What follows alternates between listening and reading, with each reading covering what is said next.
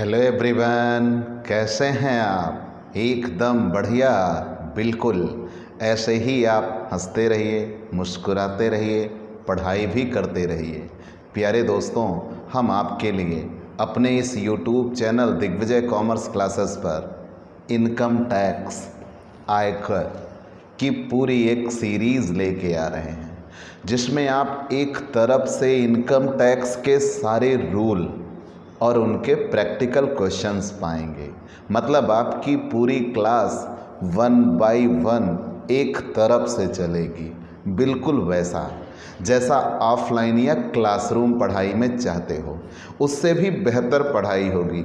यहाँ सारे exam paper clear कराए जाएंगे, डाउट सेशन रखा जाएगा और हर एक नियम की स्पेशल क्लास आपको मिलेगी ही मिलेगी। मतलब आपकी पढ़ाई बहुत शानदार होने वाली है। तो चलिए दोस्तों, आप सबसे पहले अगर कॉमर्स के स्टूडेंट हैं तो हमारे इस YouTube channel Digvijay commerce classes को सब्सक्राइब करिए, शेयर करिए, बेल आइकन दबाइए। अपने सारे दोस्तों को बताइए कि वो भी दिग्विजय कॉमर्स क्लासेस से जुड़ें और अपनी पढ़ाई को एकदम शानदार बनाएं।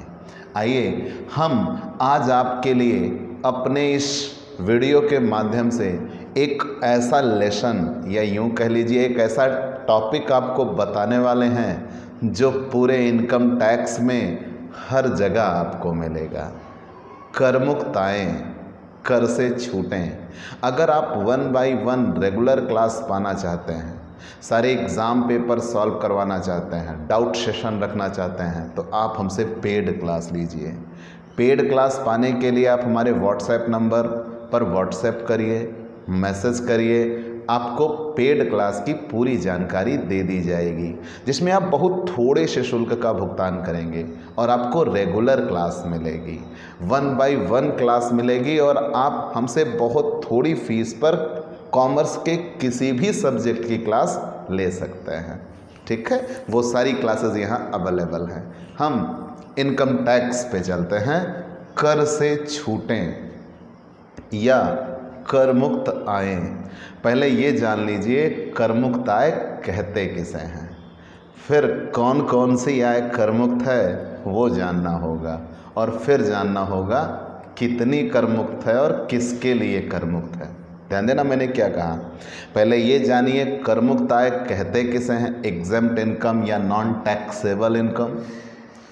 कर मुक्त आय कहते किसे हैं, जब ये जान लेंगे तो फिर जानेंगे कर मुक्त आय होती कौन कौन सी हैं, फिर ये जान लेंगे ये कितनी होती हैं कर मुक्त और किसके लिए कर मुक्त होती हैं। ज़रूरी नहीं है कि सबके लिए कर मुक्त हो, ठीक है, तो हमें यही जानना है। और प्यारे दोस्तों, सच्चाई ये है कि इस पूरे बुक में बहुत ही ज़्यादा कर मुक्त आय दी गई हैं भी तो उतना दिया गया है, लेकिन चूंकि हम एक न्यूमेरिकल सॉल्व करने के लिए पढ़ रहे हैं, इस पूरे इनकम टैक्स में हमारा मेन टारगेट यह है बीकॉम का एग्ज़ाम क्लियर करना। तो हम यहाँ उन आयों की व्याख्या करेंगे जो मुख्यतः आपको इस बुक में इलस्ट्रेशन या क्वेश्चन सॉल्व करते समय मिलेंगे। ठीक है, मतलब हमारा पूरा फोकस बीकॉम का होने वाला एग्ज़ाम होगा। और अगर आपको कुछ एक्स्ट्रा जानकारी चाहिए तो आप हमसे संपर्क करिए, आपकी पूरी मदद की जाएगी। ठीक है, चलिए कर मुक्त आय कहते किसे हैं। इनकम टैक्स के लिए आपने पढ़ा यह है कि एक व्यक्ति की कुल कर योग्य आय पर कर लगता है। मतलब ये कि एक व्यक्ति 5 शीर्षकों से आय प्राप्त करता है। कौन कौन से? वेतन से आय प्राप्त करता है, मकान से आय, व्यवसाय अथवा पेशे से आय प्राप्त करता है, पूंजी लाभ से आय प्राप्त करता है और अन्य साधनों से आय प्राप्त करता है। मतलब एक व्यक्ति इन 5 शीर्षकों से आय प्राप्त करता है, लेकिन इन 5 शीर्षकों में जितनी आय कर योग्य होती है पहले केवल उन्हीं को लिखा जाता है। मतलब हम लिखते हैं टैक्सेबल इनकम फ्रॉम सैलरी, मैं ये बता चुका हूँ, taxable income from house property, taxable income from business profession, taxable income from capital gain and taxable income from other sources लिखते हैं। ऐसा क्यों?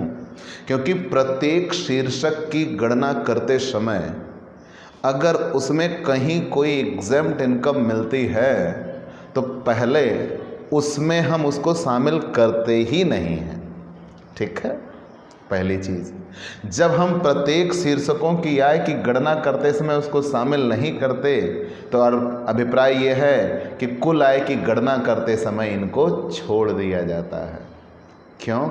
क्योंकि इन पे कर लगना ही नहीं है, और कुल आय तो हम इसलिए निकाल रहे हैं जिस पे कर लगाना हो। मैंने यहाँ आपसे ये बताया, हम लिखते हैं taxable income from salary, taxable income from salary. ठीक है, टैक्सेबल इनकम फ्रॉम सैलरी। ऐसे ही हम लिखते हैं taxable income from house property, taxable income from business और profession, taxable income from capital gain, taxable income from other sources. सबकी हम taxable income लिखते हैं, लेकिन यहाँ जब सबकी टैक्सेबल इनकम निकल जाती है तो ग्रॉस टोटल इनकम आती है। फिर धारा 80C से 80U की छूट घटाते हैं, deduction under section 80C to 80U। धारा 80C से 80U तक की छूट घटाते हैं, 80C से 80U तक की छूट घटाते हैं, जो निकल के आता है उसे टोटल इनकम कहता है। ठीक है, कुल आय कहता है। लेकिन जो कुल आय निकलती है इसी पे कर लगता है, और यहाँ हमने हर जगह एक शब्द मेंशन किया, टैक्सेबल।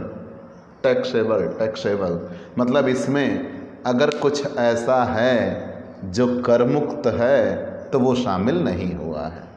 ठीक है, मतलब हमारी आय का वह भाग जो हमने कमाया तो हो, हमने पाया तो हो, लेकिन हमें उस पर कर ना देना पड़े, वही कर मुक्त आय कहलाती है। फिर से ध्यान दे दीजिएगा, मैंने क्या कहा, हमारी आय का वह भाग जो हमने कमाया तो हो, पाया तो हो। ध्यान देना, मैंने ये दोनों शब्द कहा, कमाया तो हो, पाया तो हो। जैसे मान लीजिए किसी व्यक्ति की दुर्घटना में मृत्यु हो गई। ठीक है, ऐसा बहुत आपने आस पड़ोस में देखा होगा। मान लीजिए कोई व्यक्ति आर्मी वगैरह में है और उसकी मृत्यु हो जाती है, शहीद हो जाता है, तो उसके परिवार को 1 करोड़ 25 लाख 50 लाख सरकारें, विभिन्न सरकारें ऐसा घोषित करती है। मान लीजिए कोई आतंकवादी हमला वगैरह हो गया और किसी व्यक्ति को नुकसान हो गया, कोई एक्सीडेंट वगैरह हो जाता, जैसे ट्रेन वगैरह लड़ जाती हैं, तो सरकार द्वारा ही मुआवजा घोषित किया जाता है कि प्रत्येक मृतकों के परिवार को इतने इतने रुपए दिए जाएंगे, गंभीर रूप से घायल व्यक्ति को इतने रुपए दिए जाएंगे। वो क्या होंगे? करमुक्त होंगे, करयोग होंगे। वो कमाया नहीं है, पाया है। तो मैंने ये कहा है कि आपकी कोई ऐसी आय जो आपने कमाया हो या पाया हो, लेकिन उस पर कर नहीं लगेगा, वो आपके लिए कर योग्य नहीं होगी, उसे ही करमुक्त आय कहते हैं, एग्जेम्प्ट इनकम कहते हैं, नॉन टैक्सेबल इनकम कहते हैं। और कुल आय की गणना करते समय हमने केवल उन्हीं आयों को शामिल करना है जो कि कर योग्य होगी। मतलब ये वो आय हैं जिन्हें कुल आय की गणना करते समय विभिन्न शीर्षकों में शामिल नहीं किया जाता, उन्हें करमुक्त आय कहते हैं। क्लियर? सभी करदाताओं को मिल सकती हैं, कुछ ऐसी होंगी जो केवल विशेष करदाता को ही मिलेंगी, कुछ ऐसी होंगी जो सभी करदाता को मिलेंगी। ठीक है, तो हम एक एक करके पढ़ेंगे। ऐसे क्वेश्चन बहुत बार एग्जाम में आए हैं कि करमुक्त आय से आप क्या समझते हैं। ठीक है, करमुक्त आय से आप क्या समझते हैं। ऐसी कुछ आयों की विवेचना कीजिए जो कर से मुक्त रखी गई हैं। तो पहली चीज़ तो यह है, करमुक्त आय से ऐसे है जो ना कुल आय में जोड़ी जाती है और ना ही उस पर कर लगता है। और आयकर अधिनियम की धारा 10 के अनुसार किसी व्यक्ति की गत वर्ष की कुल आय में निम्न प्रकार की आय सम्मिलित नहीं की जाती और उन पर कर नहीं लगता, उन्हें ही करमुक्त आय कहते हैं। ये प्रत्येक करदाता के लिए हो सकती हैं, कर्मचारी के लिए हो सकती हैं और संस्था के लिए भी हो सकती है। ठीक है, तो मतलब हम ये कह सकते हैं करमुक्त आयों की व्याख्या अधिकतम या अधिकतर किस में की गई है? धारा 10 में की गई है। कंफर्म? धारा 10 में की गई, आयकर अधिनियम की धारा 10 में। चलिए, हमने जान लिया। तो पूरा क्लियर हमने क्या बताया कि करमुक्त आय वो आय होती है जो हमने कमाया हो, अर्न, हमने पाया हो। ठीक है, चाहे हमने कमाया हो चाहे हमने पाया हो, लेकिन उस आय पर हमें कर नहीं देना, मतलब आय के उस भाग पर हमें कर नहीं देना, तब उसे ही करमुक्त आय कहते हैं। और इसे कुल आय की गणना करते समय किसी भी शीर्षक में शामिल नहीं किया जाता। ये धारा 10 में इनकी व्याख्या की गई है। ठीक है, ये सभी व्यक्तियों के लिए हो सकती हैं, या कह लीजिए प्रत्येक करदाता के लिए हो सकती हैं, कुछ कर्मचारियों के लिए विशेष रूप से हो सकती हैं, और कुछ संस्था के लिए हो सकती हैं। ठीक है, तो हम पहले पढ़ रहे हैं प्रत्येक करदाता के लिए, मतलब कुछ ऐसी आय हैं जो प्रत्येक करदाता के लिए कर योग्य हैं, करमुक्त हैं। हम कुछ ऐसी आय पढ़ रहे हैं जो प्रत्येक करदाता के लिए करमुक्त हैं। पहली चीज़, आपके बुक में इस लेसन के बारे में ये कहा गया, एक तरफ से कई आय की विवेचना की गई है और अंत में आके आपको समरी दी गई है। समरी 2-3-4 पेज में है, समरी आप पढ़ लेंगे वही बहुत होगा आपके लिए। लेकिन चूंकि अगर लिखने को आ जाए, मेरा एक टारगेट है कि आपका ये 10 नंबर का थ्योरी का क्वेश्चन बनता है कि करमुक्त आय किसे कहते हैं, तो मैं आपको इतना बता जाऊं कि वो 10 नंबर आपके तैयार हो जाएं। ठीक है, तो सबसे पहली प्रत्येक करदाता के लिए करमुक्त आय, सबसे पहली और जो मैं अच्छे से पढ़ा चुका हूँ, कृषि आय, एग्रीकल्चर इनकम। अगर किसी करदाता को कहा, मतलब प्रत्येक करदाता को अगर कृषि आय होती है तो कृषि आय करमुक्त है, उस पर कर नहीं लगता, ऐसा सरकार कहती है।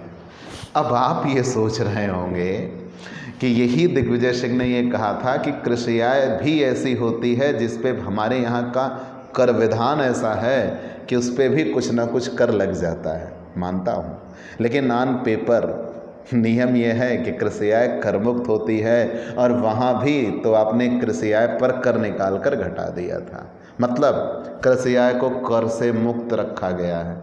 हम कृषि प्रधान देश हैं, सरकार ने किसी भी तरीके की कृषि आय को कर से मुक्त रखा गया है, उस पर किसी भी प्रकार का कर नहीं लगता।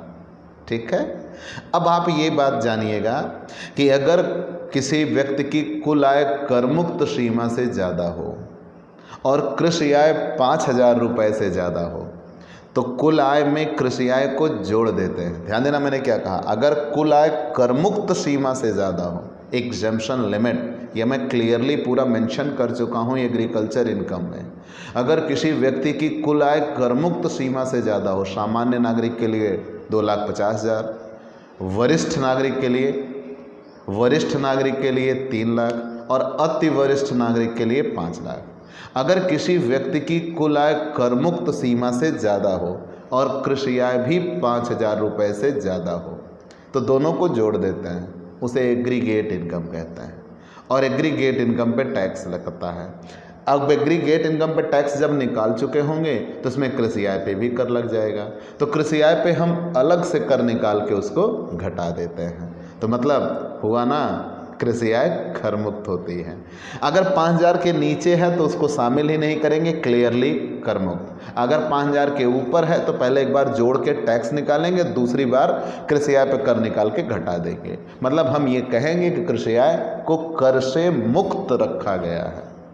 ठीक है, अब आपके मन में ये बात आई कि आपका कृषि आय चैप्टर बहुत अच्छे से तैयार है, अब करमुक्त आय लिखने को आया, तो क्या यहाँ कृषि आय मेंशन कर दें? तो नहीं, हमने जितना भी आपको बताया उतना ही मेंशन करना है, यहाँ उससे ज़्यादा आपको मेंशन नहीं करना है कि चलो यहाँ कृषि आय की परिभाषा बता दो, यहाँ अंशतः कृषि आय बता दो, यहाँ गैर कृषि आय के उदाहरण दे दो, कृषि आय के उदाहरण दे दो, ऐसा नहीं। मैंने जितना बताया उतना ही मेंशन करना होगा। ठीक है, ओवर स्मार्ट नहीं बनना। आगे आते हैं, हिंदू अविभाजित परिवार से प्राप्त राशियाँ। हिंदू अविभाजित परिवार आपने जाना है, मैंने उस दिन बताया था, कोई ऐसा हिंदू परिवार, मेरा अपना मानना है हिंदू धर्म नहीं मानना चाहिए, यहाँ हिंदुस्तानी परिवार होना चाहिए, मेरा अपना मानना है। बहुत से ऐसे परिवार मैंने देखे हैं जो मुस्लिम लॉ के अंतर्गत आते हैं लेकिन वो बटे नहीं हैं, लेकिन वो अलग बात है। मान लीजिए कोई हिंदू परिवार हो और अपने आप को एक परिवार के तौर पर दर्ज करता है, हिंदू परिवार हो और अपने आप को एक परिवार के तौर पर दर्ज करता है हिंदू लॉ के अकॉर्डिंग, तो उस परिवार को हिंदू अविभाजित परिवार कहते हैं। हिंदू अविभाजित परिवार की आय। ध्यान देना, हिंदू अविभाजित परिवार खुद से एक करदाता है। अगर हिंदू अविभाजित परिवार खुद से एक करदाता है तो उनकी जितनी आय होगी वो ऑलरेडी उस पर कर देंगे। अगर वो उस पर कर देंगे तो उस आय को जब किसी दूसरे व्यक्ति को या अपने परिवार के सदस्य को देंगे तो वो उसके लिए क्या होगी? कर मुक्त होगी। और यहाँ एक विशेष बात याद रखिएगा, हिंदू अविभाजित परिवार करदाता ना भी हो तो भी वो अगर आय अपने सदस्यों को देता है तो वो उनके लिए क्या होती है? कर मुक्त ही होती है, उसको कर योग्य नहीं कहा जाता। मतलब आप क्लियरली कह सकते हो, अगर हिंदू अविभाजित परिवार से कोई राशियां आपको मिलती हैं तो वो कर मुक्त होती हैं। ठीक है। फर्म से एक साझेदार की आय का भाग, मान लीजिए आप फर्म में एज ए पार्टनर हो, मतलब आप फर्म चलाते हो। अब फर्म जब चलेगी तो फर्म को लाभ होगा। जब फर्म को लाभ होगा, वर्ष के अंत में फर्म फिर अपने साझेदारों को वो लाभ बांट देती है। जब फर्म अपने साझेदारों को वो लाभ बांट देती है तो आप कहिएगा फर्म का भाग, या फर्म से साझेदार को एक आय का जो भाग मिलता है वो उसके लिए कर मुक्त होगा। क्यों? क्योंकि आपने पढ़ा है फर्म खुद से एक करदाता है। जब फर्म खुद से एक करदाता है तो पहले फर्म आय कमाती है। जब आय कमा लेगी तो उसकी आय जितनी बचती है वो उस पर सबसे पहले टैक्स देती है। टैक्स देने के बाद वो आय अपने साझेदारों में वितरित करती है। तो मतलब साझेदारों में जब आय वितरित की जाती है तो वो कर कट जाने के बाद वितरित की जाती है। तो जब ऑलरेडी उस पर कर कट चुका है तो दोबारा ये उस पर टैक्स नहीं देंगे, क्योंकि इंडिया में इनकम टैक्स का ये नियम है, एक आय पर 2 बार कर नहीं लगता। ठीक है। तो फर्म खुद से करदाता है। ठीक है। फर्म ने स्वयं कर चुका दिया होगा अपनी आय पर। जब फर्म ने स्वयं चुका दिया होगा कर, उसके बाद ही बांटा होगा, तो जाहिर सी बात है जब साझेदार को भाग मिलेगा तो वो कर मुक्त होगा, कर योग्य नहीं होगा। साझेदार के लिए कर मुक्त होता है, फर्म के लिए फर्म की आय कर मुक्त नहीं होती।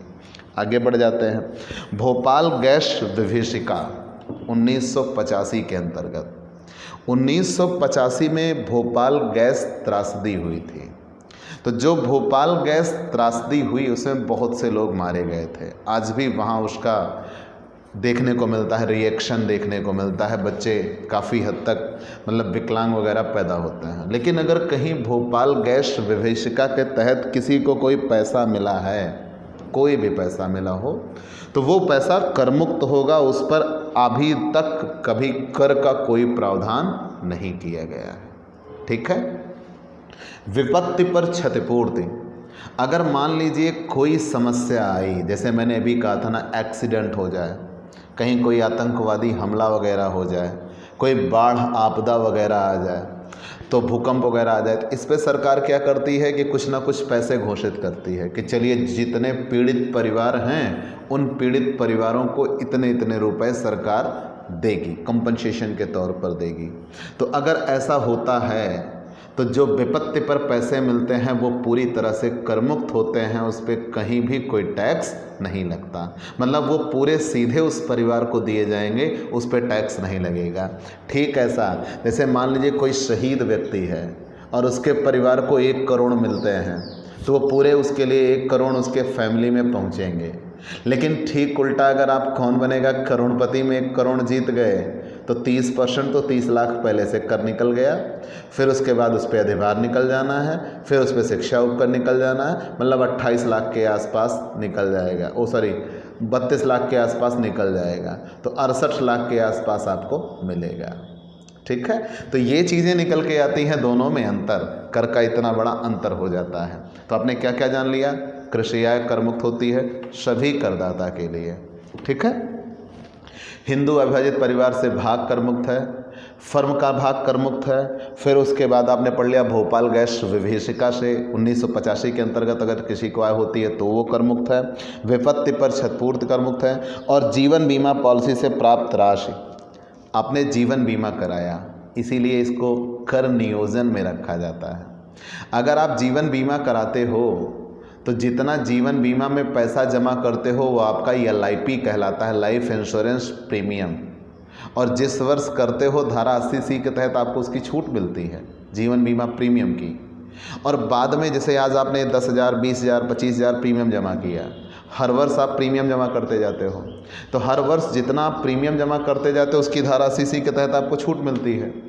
और बाद में एक फुल अमाउंट बन के मेच्योरिटी राशि आपको मिलती है। तो जब मेच्योरिटी राशि मिलती है जीवन बीमा की तो वो भी कर मुक्त होती है। इसीलिए कहते हैं जीवन बीमा में पैसा लगाना आपके लिए दोनों तरफ से सुरक्षा देता है, इस पर आप कर नहीं देते। तो आप बीमा लीजिए, जैसे आपकी आय 10 लाख हो, आप बीमा करा लीजिए और बीमा करा के आप 1.5 लाख रुपए तक जीवन बीमा प्रीमियम जमा करिए तो 1.5 लाख रुपए की आपको छूट मिल जानी है। तो बचेंगे 8.5 लाख रुपए, आप कर केवल 8.5 लाख रुपए पे देंगे। जब आप इधर 8.5 लाख रुपए पे कर देंगे, हर साल आप 1.5 लाख रुपए बचा रहे हैं जिस पे आपको कर नहीं देना पड़ रहा, और बाद में वो पूरे पैसे आपको मिल जाएंगे और उस पैसे को ब्याज के साथ भी आप पाएंगे और तब भी उस पर आपको कर नहीं देना होगा। मतलब जीवन बीमा से अगर आपको पैसा मिलता है तो वो कर मुक्त होता है। लेकिन इसका एक अपवाद है, कीमैन बीमा पॉलिसी। अगर आपने कीमैन बीमा पॉलिसी करा रखी है तो वो कर मुक्त नहीं है। कीमैन बीमा पॉलिसी क्या होती है बता चुका हूँ पीछे, लेकिन फिर से जान लीजिए। जब कोई अपने अधीनस्थ का बीमा कराता है, मतलब आप अपने नीचे काम करने वाले कर्मचारियों का बीमा कराते हो, ठीक है, तो उसके लिए आप पैसे देते हो कि जब उस कर्मचारी को अगर कुछ हानि वगैरह नुकसान होता है तब आप वो पैसा पा जाओगे और उसका भुगतान कर दोगे। अगर उसको नहीं कुछ होता है तो वो पैसे तो आपको ही मिलने वाले हैं, तब वो आपके लिए आय होगी, लेकिन उस पर आपको कर देना होगा, वो आपके लिए कर मुक्त नहीं होती। तो कीमैन बीमा पॉलिसी को कर मुक्त नहीं कहा जाता, ठीक है। और धारा 80DDB के अंतर्गत अगर कोई वर्णित रोग या व्याधि है तो, अब 80DDB के अंतर्गत कोई वर्णित रोग या व्याधि है, इसमें कौन कौन से रोग या व्याधि आते हैं? कैंसर, एड्स और क्षय, ठीक है। क्या क्या? कैंसर, एड्स और क्षय। अगर इन रोगों के तहत आपको पैसे मिलते हैं कहीं से तो वो आपके लिए कर मुक्त होंगे। मतलब इलाज वगैरह के लिए या कह लीजिए किसी चीज़ के लिए, या आपके परिवार का कोई सदस्य है उसके इलाज पे आप इतने व्यय कर रहे हो तो उस पर आपको कर नहीं देना होगा, वो आपके लिए कर मुक्त हो जाएगी, ठीक है। जैसे मान लीजिए कोई व्यक्ति कमा रहा है 10 लाख रुपए और उसके परिवार में कोई कैंसर का इलाज करा रहा है और उस कैंसर के इलाज पर वो उतने खर्च कर दे रहा है, ठीक है, तो जाहिर सी बात है उस पर उसको कर नहीं देना होगा। किस पे? धारा 80DDB के अंतर्गत आने वाले रोग या व्याधियाँ कौन कौन से आते हैं? कैंसर, एड्स और क्षय रोग में ये छुआछूत के रोग आते हैं। बेसिकली पहले इन्हें टीबी से जाना जाता था, लेकिन आप कहीं भी देखेंगे तो क्षय रोग लिखा होगा, ठीक है। खैरा भी कहते थे, लेकिन अब वो तो नहीं रहा, क्षय ही कहिए। आगे आ जाते हैं। कोई निःशक्त व्यक्ति है, ध्यान देना, निःशक्त व्यक्ति है, जैसे मैं खुद दिग्विजय सिंह निःशक्त व्यक्ति में आता हूँ, धारा 80DD, ठीक है। तो अगर कोई निःशक्त व्यक्ति है तो निःशक्त व्यक्ति के लिए भी आय करमुक्त होती है। जैसे मैं अगर 10 लाख रुपए कमाऊं तो मेरी 1.5 लाख रुपए आय करमुक्त हो गई, बची कितनी? 8.5 लाख रुपए। तो उस 8.5 लाख रुपए पर ही हमें कर देना होगा, उससे अधिक पर हमें कर नहीं देना होगा, याद रखिएगा। निर्धारित रोग या व्याधि में और कौन कौन से आते हैं? तो कैंसर, एड्स, क्षय, न्यूरोलॉजिकल डिसीजेज जिसे बोलते हैं, क्षय को हीमोफीलिया या थैलेसीमिया भी आता है। हीमोफीलिया और थैलेसीमिया के इलाज पर भी अगर आप व्यय कराते हो, मतलब आपके परिवार का कोई सदस्य इन रोगों से पीड़ित है और आप उसके इलाज पर पैसे देते हो तो उस पर आपको कर नहीं देना होता, ठीक है। निःशक्तता, अगर कोई व्यक्ति आपके परिवार में निःशक्त है, मतलब चलने फिरने में अक्षम है, तो ये निःशक्तता 2 प्रकार की होती है। 80% से कम होती है तो वो गंभीर में नहीं आती है, और 80% से अधिक होती है तो वो गंभीर में आती है।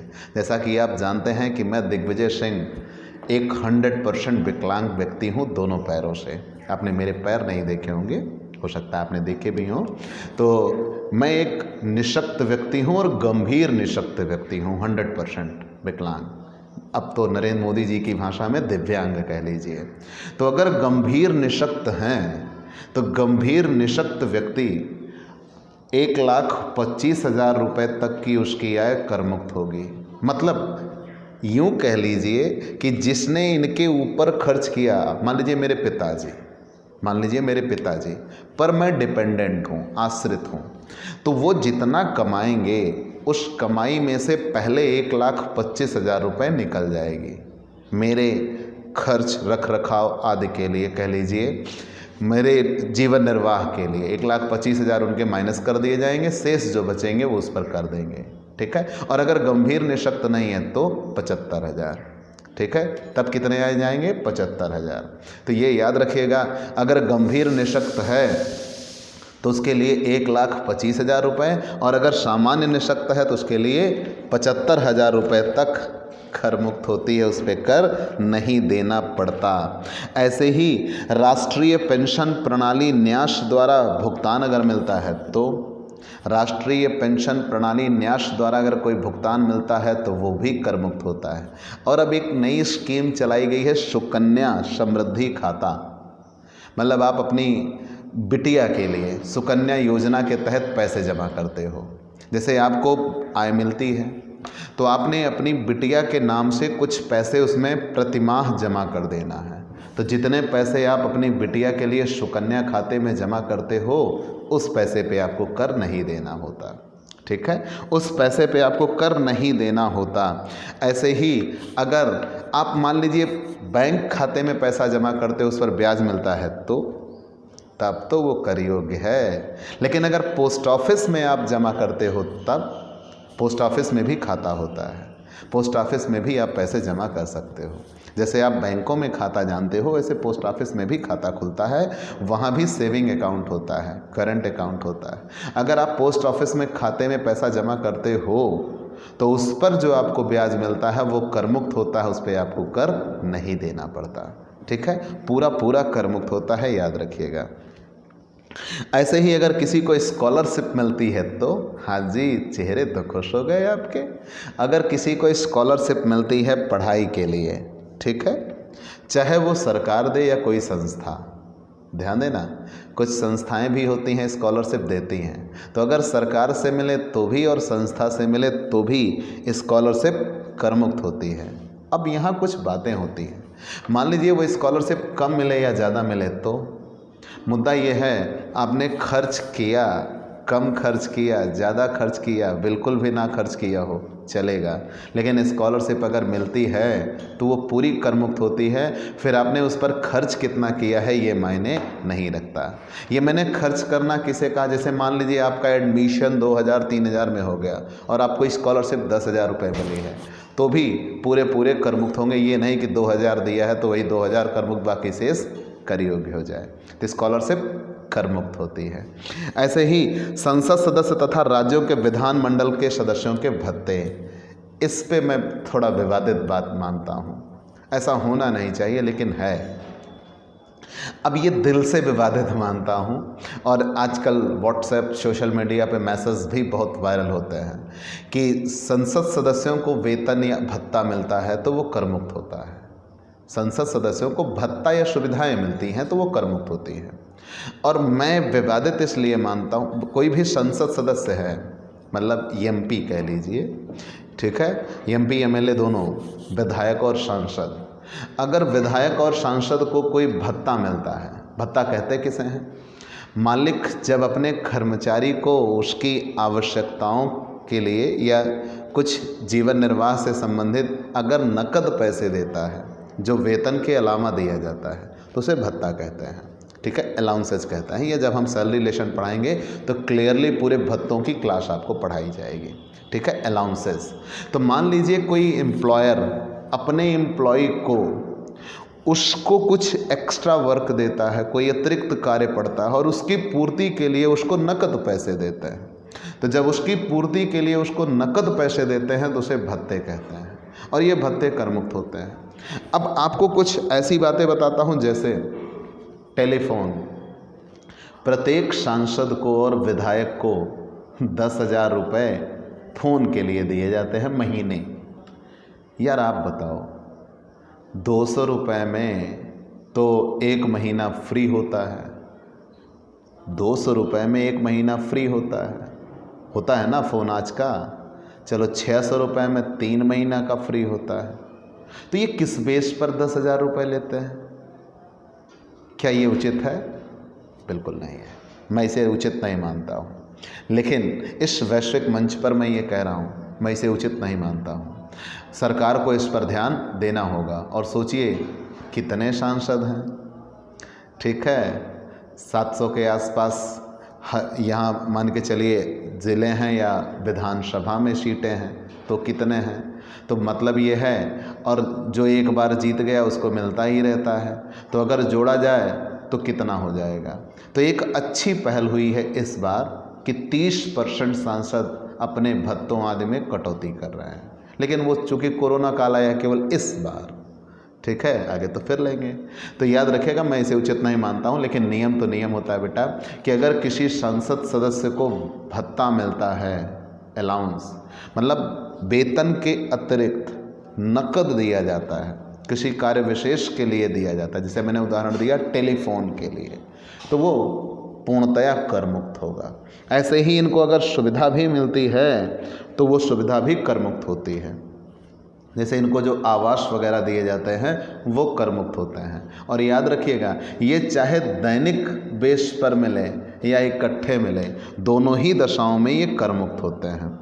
पुरस्कार, अगर किसी को पुरस्कार मिलता है तो ध्यान देना, पुरस्कार कर मुक्त होता है, चाहे वो किसी वस्तु के रूप में मिला हो या नकद मिला हो। मतलब कोई व्यक्ति अगर इनाम के तौर पर आपको कुछ नकद रुपया दे रहा है तो वो भी कर मुक्त है, और अगर आपको वो वस्तु के रूप में मिल रहा है तो वो भी कर मुक्त है। पुरस्कार कर मुक्त होता है। और अगर किसी व्यक्ति को वीरता पुरस्कार मिला है, शौर्य पुरस्कार, अशोक चक्र, परमवीर चक्र, सरकार ऐसा नहीं है कि आर्मी वालों को ही देती है, अगर कोई वीरता संबंधित कार्य करता है तो 15 अगस्त 26 जनवरी को उसको सम्मानित किया जाता है। जैसे आनंदीबेन पटेल ने कई बच्चों का जीवन बचाया था तो उनको वीरता पुरस्कार मिला हुआ है, ठीक है, आनंदीबेन पटेल को, जो गुजरात की मुख्यमंत्री बनी थी, ठीक है, अब तो राज्यपाल हैं। तो लेकिन ये आप जानते रहिए कि आनंदीबेन पटेल को वीरता पुरस्कार मिला है तो इनको मिलने वाली पेंशन सदैव कर मुक्त होगी, याद रखिएगा।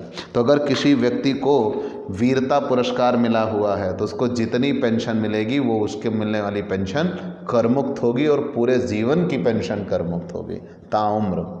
आगे बढ़ जाते हैं, ऐसा कहीं भी होगा, किसी को भी होगा तो पूरा कर मुक्त होगी, ठीक है। पारिवारिक पेंशन, पारिवारिक पेंशन, पारिवारिक पेंशन क्या होगी? अगर कोई व्यक्ति नौकरी करते हुए शहीद होता है, ध्यान देना, अगर कोई व्यक्ति नौकरी करते हुए शहीद होता है तो उसके परिवार को जो पारिवारिक पेंशन मिलती है वो कर मुक्त होती है। लेकिन याद रखें, मान लीजिए वो नौकरी करते हुए शहीद ना हुआ हो, कुछ ऐसी घटना हो जाए, मान लीजिए उसको ऐसी चोट लग गई कि महीने 2 महीने बाद या साल 2 साल बाद वो उसकी वजह से मृत्यु हो जाएगी, तब उसको मिलने वाली पेंशन पूरे जीवन भर के लिए क्या होगी? कर मुक्त होगी, याद रखिएगा, ठीक है। बाकी अन्य दशाओं में अगर पारिवारिक पेंशन होती है तो जितनी पेंशन मिलती है उसमें से 15,000 या उस पेंशन का 33 सही 1/3 दोनों में जो कम होता है वो कर मुक्त होता है, शेष पेंशन कर योग्य होती है। लेकिन अगर किसी की मृत्यु के बाद अगर ये पेंशन मिलती है तो वो पेंशन पूरी तरह से कर मुक्त होती है, फिर उस पर कर नहीं लगता। आप एक एक याद रखिएगा। ऐसा आया है कि जो 15, मान लीजिए मैंने 10-15 क्लियरली आपको डिफाइन करने हैं जो इम्पोर्टेंट है, जो एग्ज़ाम में मिलेंगे। बाकी तो किताब में कम से कम 100-150 दिए गए हैं, हम उतने नहीं बताएंगे, आप बेफिक्र रहिए। आपको एक पूरा कंप्लीट क्वेश्चन तैयार करने के लिए जितनी चीज़ें चाहिए उतना हम आपको बता देंगे, ठीक है।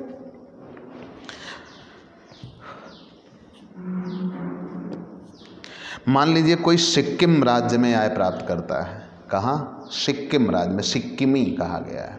तो अगर कोई सिक्किम राज्य में आय प्राप्त करता है तो उसकी आय सिक्किम राज्यों में किसी स्रोत से आय होती है तो कर मुक्त होती है, याद रखिएगा। सिक्किम राज्य में किसी स्रोत से अगर आपको आय होती है तो वो आपके लिए क्या होगी? कर मुक्त होगी। अगर भारतीय रियासत का कोई राजा है, हाँ जी, हमारे यहाँ अमेठी में भी स्टेट है राजा संजय सिंह, तो जानते रहिए कि अगर भारतीय रियासत का कोई राजा है और राजा का एक महल कर मुक्त होता है, मान लीजिए उनके पास कई मकान हो, तो एक महल जो भूपति भवन के नाम से जाना जाता होगा, जैसे अमेठी का उदाहरण ले लीजिए, तो राजा संजय सिंह, आज यहाँ भी पहले राज प्रथा थी, ये राजा हुआ करते थे, अब तो राजा नहीं हैं, लेकिन हम लोग अभी भी सम्मान से उन्हें राजा साहब ही कहते हैं। तो जानते रहिए कि भारतीय रियासत का जो राजा है, राजा का एक महल जो भूपति भवन के नाम से जाना जाता होगा, कर मुक्त होगा। मतलब जहाँ से उनकी राज व्यवस्था चलती थी। अब उनके अदर भी मकान हो, सीतापुर में हो, दिल्ली में हो, आसाम में हो, डजन मैटर, फिर उससे कोई मतलब नहीं है। केवल एक महल जहाँ से उनकी राज व्यवस्था चलती थी, राजतंत्र चलता था, वो क्या होगा? कर मुक्त होगा। ठीक है। और अन्य ऐसे मान लीजिए ट्राइबल क्षेत्रों में आती हैं, तो जनजातियां जहां पर निवास करती हैं, पिछड़ी जातियां, तो जहां पे जनजातियां ट्राइबल, जहां पे जनजातियां निवास करती हैं, वहां पे अगर आपको कोई आय होती है तो वह भी कर मुक्त होती है। सबसे बड़ा एक नियम, भारतीय कंपनी की आय क्या होगी? कर मुक्त या कर योग्य?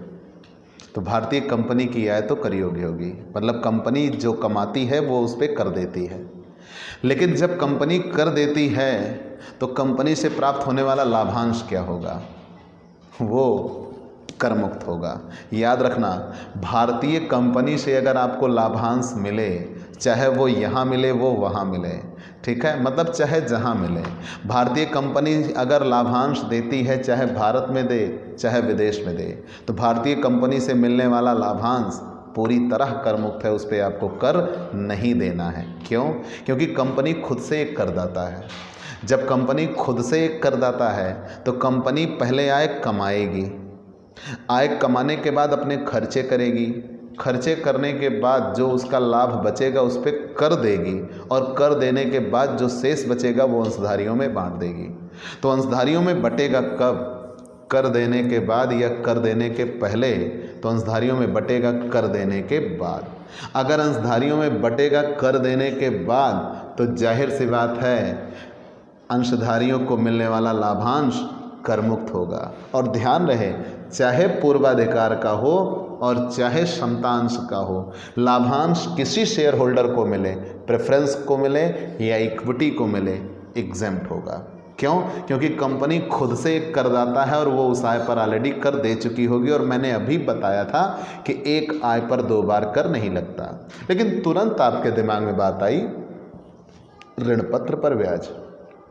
तो बेटा मैंने अभी कहा ना, कंपनी कमाएगी, कमाने के बाद खर्चे करेगी, खर्चे करने के बाद जो शेष बचेगा उस पर वो लाभ होगा, पहले कर देगी, कर देने के बाद अंशधारियों में बांटेगी।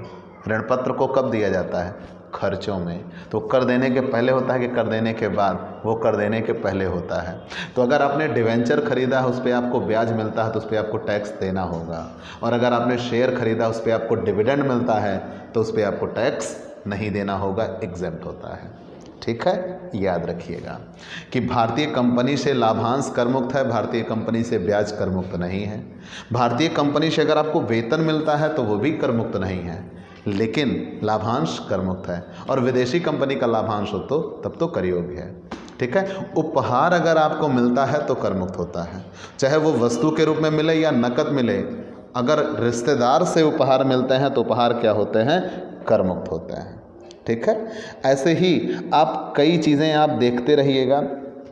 आपके पास अगर मकान हो तो, आपके पास मकान हो तो, अगर मकान हो तो आपके पास जितने मकान होंगे उनमें से एक मकान जिसमें आप स्वयं रहते हैं, और अगर सभी मकानों में स्वयं रहते हैं तो जो सबसे बड़ा मकान होगा वो कर मुक्त होता है, उस पर आपको कर नहीं देना होता।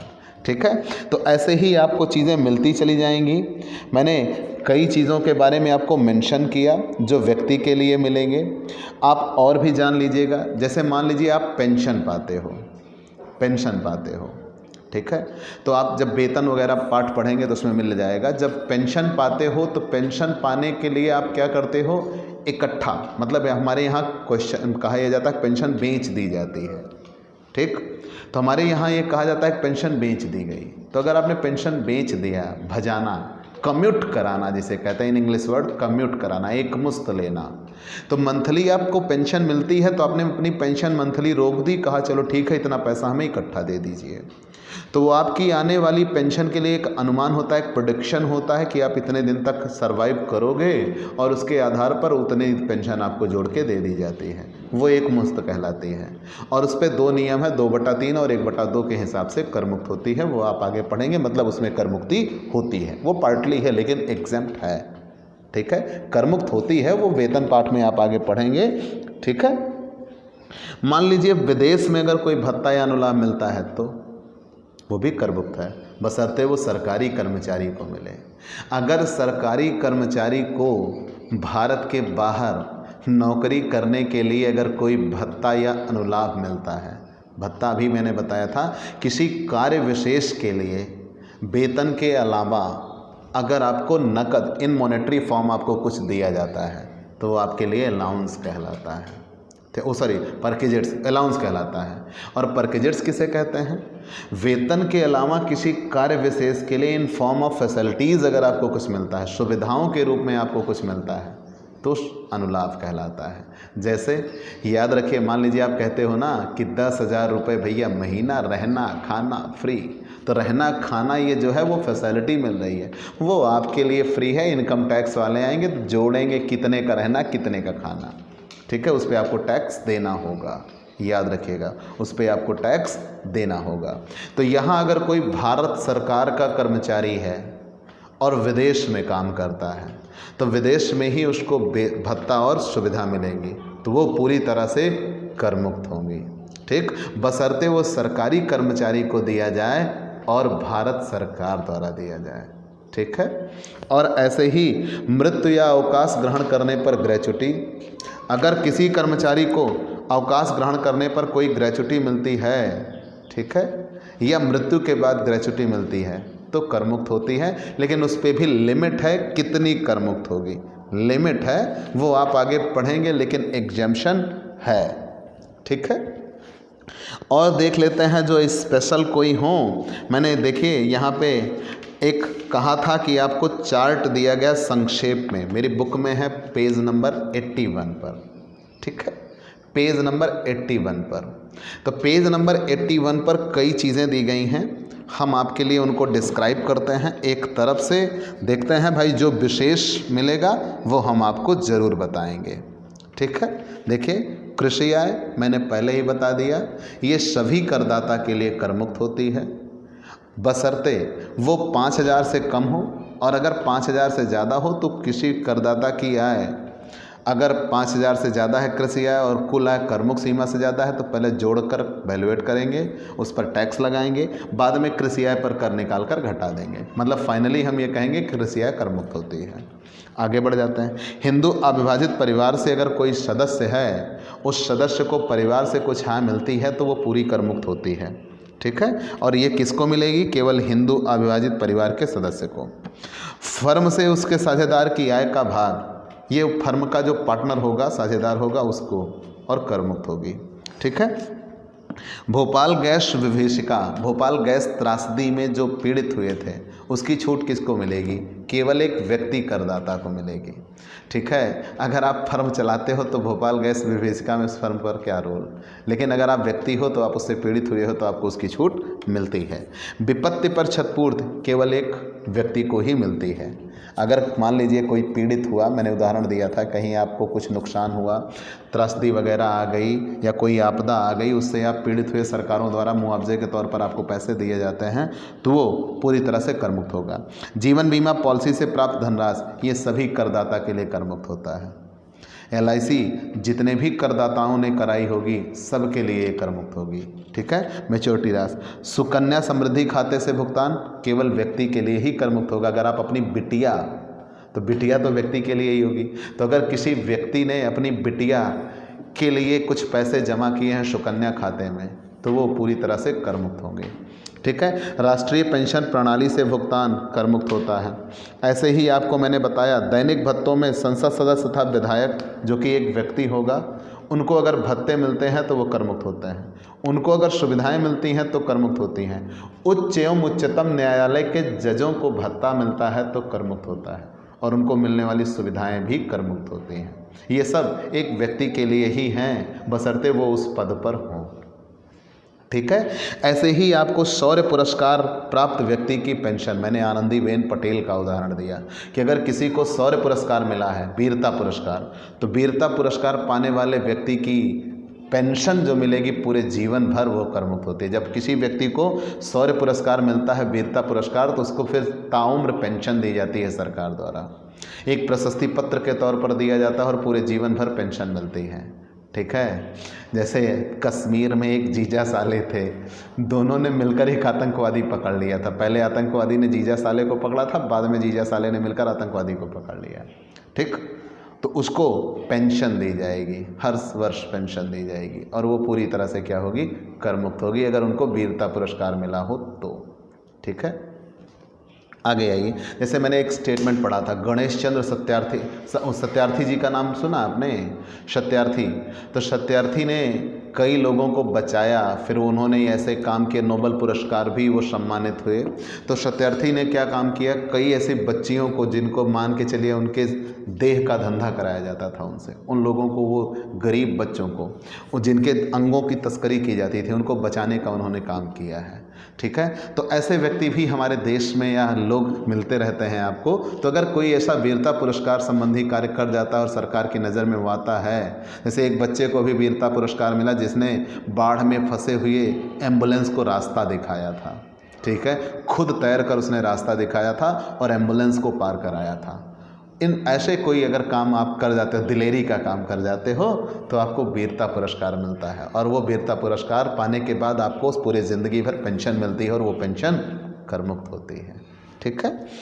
भारतीय रियासत के राजा का अगर कोई एक महल है तो वो कर मुक्त होता है। घरेलू कंपनी से लाभांश, मैंने बताया भारतीय कंपनी से लाभांश कर मुक्त होता है, तो नहीं तो पता लगा घरेलू कंपनी कहीं लिखा हो तो आप ना जान पाइए। तो भारतीय कंपनी से लाभांश या घरेलू कंपनी से लाभांश कर मुक्त होगा। सिक्किमी की आय, अगर कोई सिक्किम राज्य के अंतर्गत आपकी संपत्ति है, वहाँ से आप आय प्राप्त करते हो तो वो कर मुक्त होती है, बशर्ते आप एक व्यक्ति करदाता हो। कंफर्म। ऐसे ही आपको और चीज़ें दी गई हैं। घरेलू कंपनी से लाभांश, यूनिट, हाँ, अवयस्क बच्चे का आप पढ़ लीजिए, इम्पॉर्टेंट है। एक अवयस्क बच्चा अगर आपके पास है, कोई व्यक्ति का अवयस्क बच्चा है, तो उसकी आय पर कर कौन देगा? तो इसे कहते हैं क्लबिंग ऑफ इनकम, आय का मिलाना। अवयस्क बच्चे की आय पर उसके माता पिता दोनों में से जिसकी आय ज़्यादा होती है उसकी आय में जोड़ दिया जाता है। ठीक है। अगर अवयस्क बच्चे को आय होती है तो माता या पिता दोनों में से जिसकी आय ज़्यादा होती है उसकी आय में उसको जोड़ दिया जाता है। ठीक है। और बाद में 1500 रुपये प्रति बच्चे के हिसाब से आपको कर मुक्ति मिल जाती है। कितनी? 1500 रुपये प्रति बच्चे के हिसाब से कर मुक्ति मिल जाती है, शेष आय कर योग्य होगी। ठीक है। तो अगर अवयस्क बच्चे की आय होती है, ठीक है, करदाता की आय में शामिल की गई, जैसे मान लो कोई पजल गेम वगैरह खेला, बच्चा जीत गया है, या कहीं से कोई आय हुई, जैसे हिंदी फिल्मों में जितने रोल करने वाले छोटे छोटे बच्चे होते हैं सीरियलों वगैरह में, तो उनके माता पिता को आय मिलती है, उस बच्चे की आय होती है, उनके माता पिता की आय में जोड़ दी जाएगी और 1500 रुपये कर मुक्त होगी, शेष पे उनको टैक्स देना बनता है। ठीक है। ये व्यक्ति के लिए है। फिर ऐसे ही मैंने आपको बताया कर्मचारी के लिए, तो कर्मचारी के लिए वेतन पाठ में जितना मिलेगा उतना आप पढ़ लेंगे, उससे ज़्यादा आपको नहीं पढ़ना होगा। ठीक है। और संस्था के लिए तो आपको नहीं पढ़ना है। बेसिकली आपका जो टैक्सेशन है वो केवल और केवल किसके लिए पढ़ना है? व्यक्ति के लिए पढ़ना है। जैसे राजनीतिक पार्टियों की आय होती है तो वो कर मुक्त होती है। ठीक है। ये आप ऐसे ही कुछ और पढ़ेंगे। भूतपूर्व सैनिकों के उत्थान के लिए जो दिया जाता है वो कर मुक्त होता है। चिकित्सालय की आय होती है वो कर मुक्त होती है।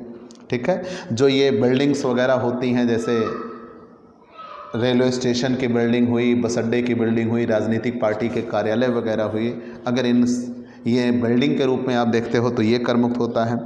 तो कर मुक्त आय में ऐसे ही विशिष्ट पुण्यार्थ कोष की आय है। अगर कोई मान लीजिए आप कोई ऐसी पुण्यार्थ संस्था है जिसके लिए आप कुछ दान देते हो, जैसे प्रधानमंत्री राष्ट्रीय कोष, अभी जैसे कोरोना आया इसमें आपने दान दिया, स्वच्छ गंगा निधि में दान दिया, स्वच्छ भारत कोष में दान दिया, प्रधानमंत्री का विद्यार्थियों का सहायता कोष है इसमें दान दिया, तो पूरा कर मुक्त होता है। ठीक है, तो ऐसे ही आपको मिल जाएंगे। जितने मैंने मेन समझे थे वो आपको बता दिए, बाकी जो मिलते रहेंगे हम एक शॉर्ट नोट के तौर पर रखेंगे, उनको नोट डाउन कर लेंगे। ठीक है, एक तरफ से 1 to all पढ़ पाना नॉट पॉसिबल है। एक क्वेश्चन के तौर पर आपको जितना तैयार करना था वो मैंने आपको बता दिया। ठीक है, तो आपको ये क्लास कैसी लगी हमें ज़रूर बताइएगा। आपके लाइक और कमेंट का इंतज़ार रहेगा। और हाँ, आप हमसे पेड क्लास लीजिए जिसमें आप थोड़े से शुल्क का भुगतान करेंगे। आप चाहें तो पूरा कंप्लीट पैकेज ले सकते हैं बहुत मिनिमम शुल्क में, चाहिए तो मंथली शुल्क पेड कर सकते हैं, आप पूरी पढ़ाई ले सकते हैं हमसे। आप 1 by 1 क्लास पाने के लिए हमारे व्हाट्सएप नंबर पर व्हाट्सएप करिए, मैसेज करिए, आपको पेड क्लास की पूरी जानकारी दे दी जाएगी। और अगर आप नए जुड़े हैं तो सबसे पहले हमारे इस YouTube चैनल को सब्सक्राइब करिए, शेयर करिए, बेल आइकन दबाइए। तो आज की क्लास में इतना ही, चलते हैं दोस्तों, बाय बाय दोस्तों।